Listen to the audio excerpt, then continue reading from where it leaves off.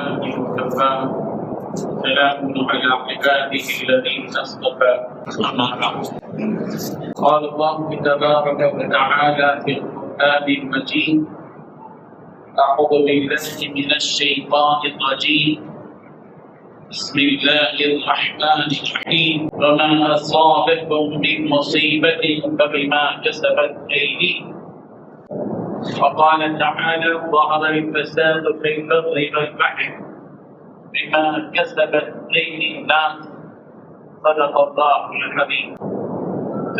یہ پوری دنیا اس کا پورا نظام اللہ تعالیٰ کے ہاتھ میں.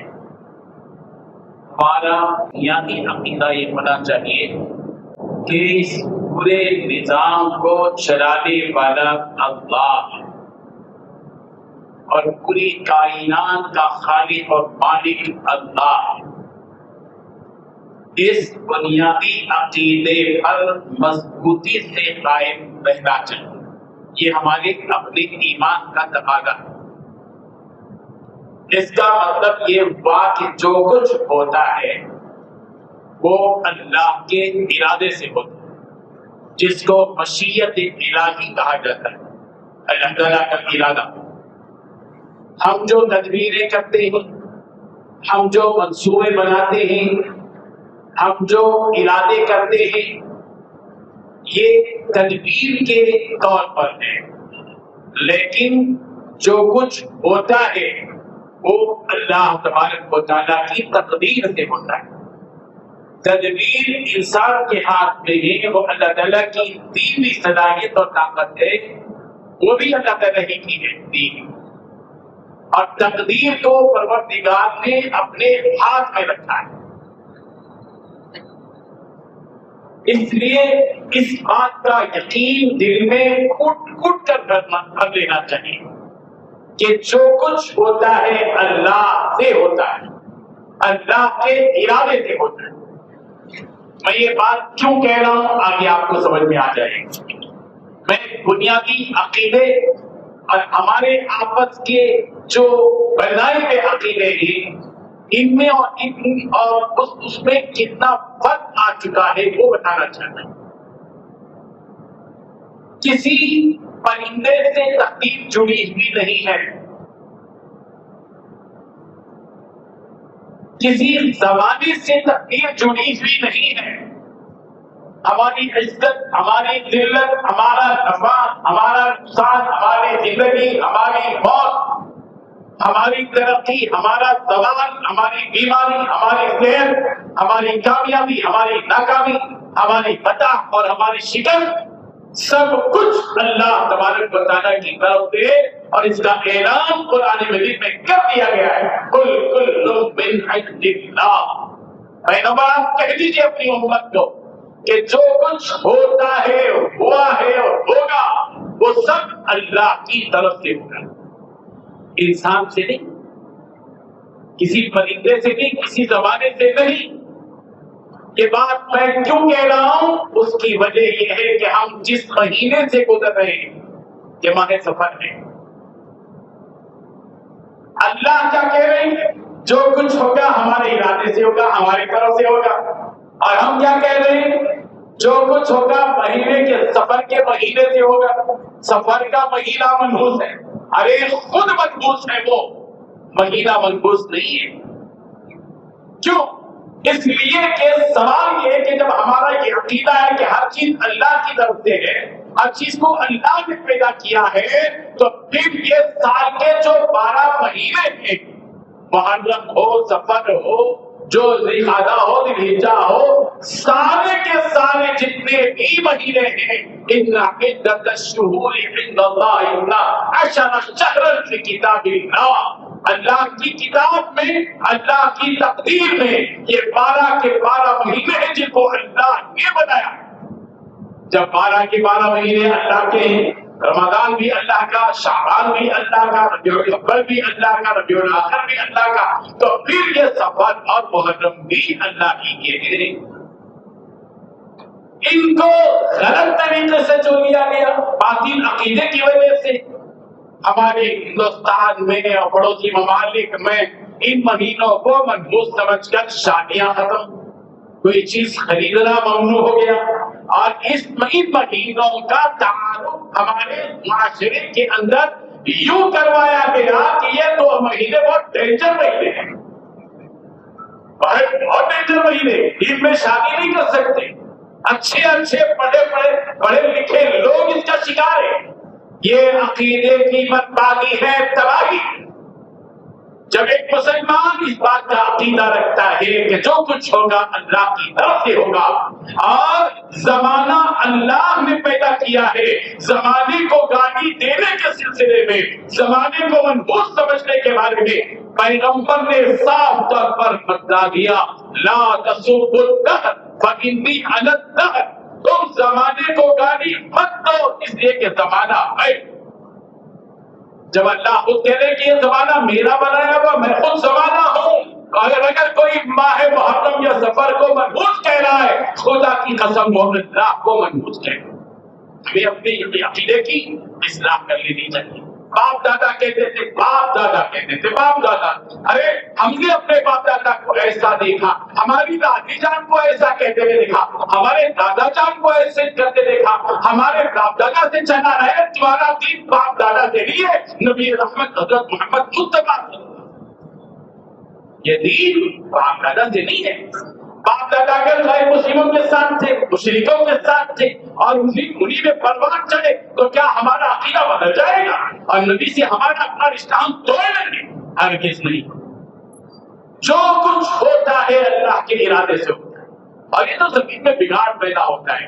اللہ تعالیٰ کہہ رہے ہیں یہ چیزوں کی نحوست نہیں ہے، مہینوں کی نحوست نہیں ہے، یہ تمہارے اپنے گناہوں کی نحوست ہے۔ اللہ خود کہہ رہے ہیں، میں قرآن مجید کی آیات کی روشنی میں بات کہہ رہا ہوں، وَمَنْ أَصَابَكُم بِمُصِيبَةٍ فَبِمَا كَسَبَتْ أَيْدِيكُمْ، جو کوئی مصیبت تم کو پہنچتی ہے وہ تمہارے اپنے ہاتھوں کی کمائی تم نے کی ہے۔ برائی تم کرو اور گناہ تم کرو، شرارتیں تم کرو، خباثتیں تم کرو، بگاڑ تم پیدا کرو، فساد تم پیدا کرو، برائیوں کو جنم تم دو، اور نام ڈالو سفر کا اور نام ڈالو محرم کا کہ یہ منحوس ہے، اس وجہ سے ہو گیا۔ نعوذ باللہ من ذالک، توبہ کرنا چاہیے اللہ کے ان بندوں کو، توبہ کرنا چاہیے۔ عورتیں کہہ رہی ہیں تو مزاج بناؤ نا، کب تک عورتوں کا دین چلے گا؟ نبی کا دین چلے گا، عورتوں کا دین نہیں چلے گا، قرآن کا دین چلے گا؟ ہاں، یہ عورتوں کا دین نہیں چلے گا۔ کہاں غلامی میں چلے گئے عورتوں نے یہ کہا؟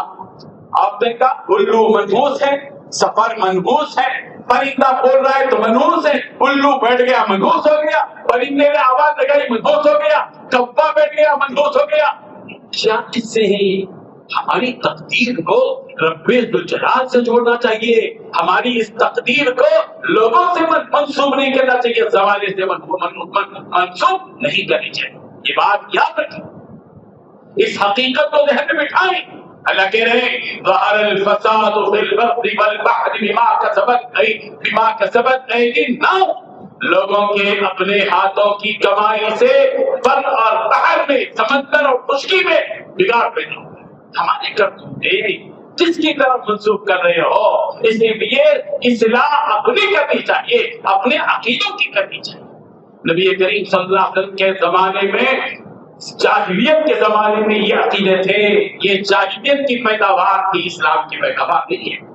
جاہلیت کے زمانے میں عرب کے لوگ سمجھتے تھے سفر کا مہینہ منحوس ہے، سفر صفر ہے، حالانکہ ہم لوگ کیلنڈر میں دیکھتے ہیں نا، سفر المظفر لکھا ہوا ہوتا ہے، یعنی سفر مظفر، کامیابی والا مہینہ قرار دیا گیا۔ جو مہینہ کامیابی کا ہے اس کو ناکامی کی طرف منسوخ کرنا اور اس قسم کی چیزیں پیدا کرنا، یہ سفر کے مہینے میں 13 تیزی کا روز ابھی بھی آتے ہیں، بہت پہلے آتے تھے، اب تو بہت کم ہو گیا۔